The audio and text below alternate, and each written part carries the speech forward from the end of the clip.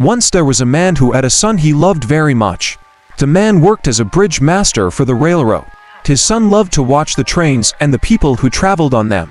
These people are lonely, angry, selfish, hurting, and addicted. In 1937, he was involved in a horrible accident. One day his 8-year-old son, Greg, spent the day with him at work.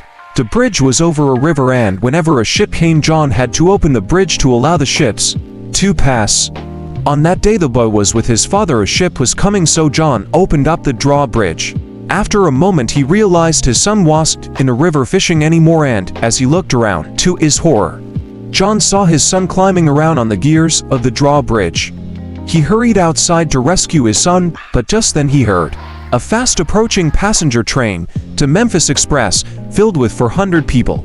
He yelled to his son, but the noise of the now clearing ship and the oncoming train made it impossible for the boy to hear him. All of a sudden John Griffith realized his horrible dilemma. If he took the time to rescue his son, the train would crash, killing all aboard. But if he closed the bridge, the bow will be crushed in the gears. John would sacrifice his son.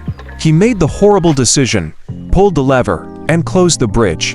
It is said, as the train went by, he could see the faces of the passengers, some reading, some even waving, minus one of them unaware of the sacrifice that had just been made for them. The beautiful story portrays the greatest love of a human father who sacrificed his only son to save passengers on a train all unknown to him. The story was captivating, thought-provoking, inspiring, and bold that it can move you to your core. It portrays very similar to the amazing sacrifice made by God the Father when He sent His Son to die for us while we were on our journey headed for eternal destruction. John 3:16 summarizes the cornerstone of Christian belief, that God sacrificed His Son for the salvation of humanity.